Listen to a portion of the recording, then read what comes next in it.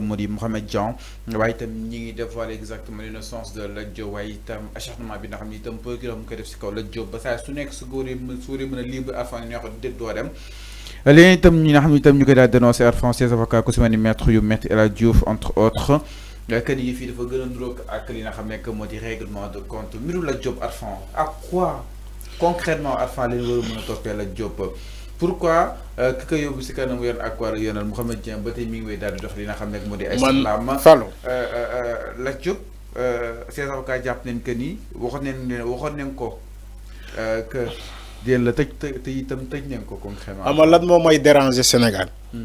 Des avocats qui disent un règlement de compte. loolu moo ma déranger Sénégal ay avocats yi taxaw au lieu de défendre leur client au lieu de chercher des preuves yuy setal seen client mais avocats yooyu dañuy taxaw di wax un règlement de compte c'est la facilité des arguments un règlement de compte comment on peut prouver le règlement de compte est-ce que les avocats de Lat Diop peuvent prouver à la face du monde qu'il s'agit d'un règlement de compte xam nga ni duñu ko prouver ku mënul prouver ni que yow sa client dafa blanc comme neige mënoo prouver sénégalais ni que c'était un règlement de compte parce que donc nañu bàyyi baatu boobu c'est l'argument des faibles. mais Arfan Lat Diop lan la koy toppee Arfan en fait c'est la question. Fallou avocat yi xam nañu lu ñuy toppee Lat Diop. yow xamoo ko. yow laay poser question bi ndax xamoo ko Lat Diop ñaari dossier lañ ko toppee ñaari dossier la ñu ubbi. Des gens qui croient que oui benn dossier moo la Lat Diop am déedéet c'est pas du benn dossier ñaari dossier Fallou Lat Diop dañ ko extrait de sa cellule tout récemment pour déglu ko ci beneen dossier bu bokkul ak bu Mohamed Dieng. lan la ngay toppee léegi mais Mohamed Dieng. moo dem yëglu nee na dafa ànd ak avec le ministre di dem di informer di alerter. ni que moom dafa jox 7 milliards à Lat Diop. mais Lat Diop nee na jox ko 7 milliards 5 millions la ko jox en guise de soutenance à l'équipe de football de Guédiawaye FC da doon jàppale Guédiawaye FC mais Mohamed Dieng nee na 7 milliards la ko jox 7 milliards yaa ngi dégg donc Lat Diop du à part dossier boobu tout récemment dañ ko extrait de sa cellule di déglu ko qui des fonds du ministre dans la gestion sa propre gestion dans l'exercice de ses fonctions au sein du ministère ba mu occupé woon déggoo nga dossier bi fii yàggul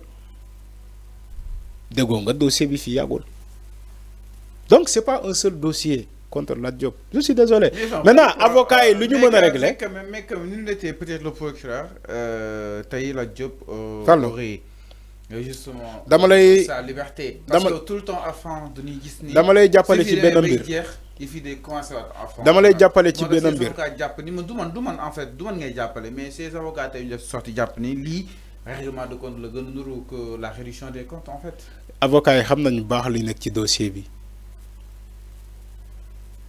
avocats yi ñoo la gën a xam bu baax li nekk ci dossier Lat Diop bi parce que du benn dossier li nekk ci dossier Lat Diop bi un avocat lépp lu mu mën a def pour setal client am da koy def. Il y a un penseur américain j'ai oublié son nom j'ai lu son livre là il dit que si tu cherches un menteur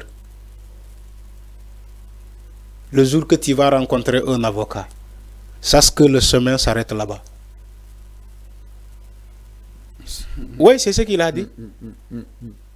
Parce que en réalité les avocats ñoom ils cherchent pas à comprendre ni que seen client moo def wala deful xam nga lan la ñuy comprendre ñun suñu client dañ ko war a seetal à tout prix mu def mu deful ñun dañoo war a plaider pour mu set xam nga ni kooku il dit pas la vérité il défend l'intérêt de les intérêts de son client l'avocat il défend les intérêts de son client il cherche pas à comprendre ni que client moo def wala deful client moo def wala deful donc c'est ça les avocats de Lat Diop li ñu war a def mooy andi ay preuves yi wane ni que Lat Diop deful dara. non ki ko jàpp moo di ay preuves. déedéet Arfan quand même nag Arfan non Arfan loolu weesu nañ ko. ki ko jàpp kan moo waa léegi kan moo jàpp far kii Lat Diop. maanaam yoon na ko jàpp. waa léegi yoon mooy andi preuve yi. waaw mooy andi preuve yi Arfan. yoon mooy andi preuve yi. ah mais Karim Wade mais si changé na ko depuis le cas de Karim Wade. yow Fallou yow lorsqu'il a été arrêté. yow Fallou yow Karim Wade dafa uti si ay preuves mais avant la charge des preuves. yow Fallou yow Fallou yow foo nekk. justice Sénégal mooy andi ay preuve. ni kii dafa def dara moo tax ñu jàpp ko Arfan. mais si mais mbiru Karim Wade yow léegi loolu da nga ko inversé moo tax CREI dem. CREI su la jàppee. justice ba muy jàpp Lat Diop. yow yaay day preuve. justice ba muy jàpp Lat Diop. waa déglu rek CREI soo la doon demee. yow dama ne jàpp yaa ni ay preuve. non CREI Macky Sall tapale la. ah non. loolu ko changé CREI Macky Sall tapale la. dama ne lii du CREI Fallou. xam nañ du CREI. waa déglu mais taw CREI su la jàppee. yow yaa ni ay preuve. non tu es en train de Lat Diop da nga ko jàppee taw CREI waaw mais Arfan fii du CREI moo tax Lat Diop. war nañ ko war a mën a wax lii ak lii. Fallou moo tax ñu daal lay teg loxo quand même. Fallou ce que dit là c'est très grave. lan la ce que tu dis là c'est très grave. Lat Diop ba ñu koy jàpp. on lui a présenté un dossier. dossier bi moo tax ñu jàpp la. lan nga wax ci dossier bi. amul preuve. xam nga avocat Lat Diop bi xam nga lan la ñuy kaas jamono bii nii. confrontation mais waxuñu Lat Diop deful de dañu ne ki ko tuumal nañoo ñu def confrontation. jàpp ne Lat Diop deful ñoom. waaw avocat non avocat loolu la mel. si avocat même client noom bu defee day ne deful.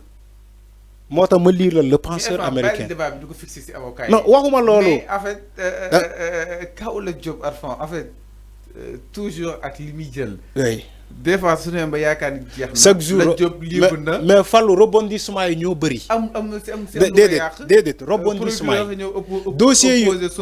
dossier yi ñoo am ay rebondissement il faut nga xam loolu lu bàyyi Lat Diop ci kaso bi parce que ay dossiers yi dafay am rebondissement ay éléments yu feeñ ñu extraire Lat Diop ñoo déglu ko ci bii mu delluwaat. mais su Lat Diop defulee dara nañu ko libérer ñun ñëpp loolu la ñu wax mais nous on peut pas faire le procès de Lat Diop dans la rue les Sénégalais ak ñu ko bëgg mënuñu def le procès de Lat Diop dans la rue justice mooy def un procès yow Fallou tu dis aux Sénégalais non c'est la justice d'aller chercher des preuves contre Lat Diop mais justice dossier la ko présenté ba balaa ñu koy jàpp. c'est à Lat Diop d'aller chercher des preuves yu ko setal ci lu ñu ko jàppee ça a toujours été comme ça yow tu parles de l'inverse yow inverse bi nga wax maintenant avocat Lat Diop bi man je suis d'accord avec eux ci confrontation Lat Diop ak comment dirais-je Mohamed Dieng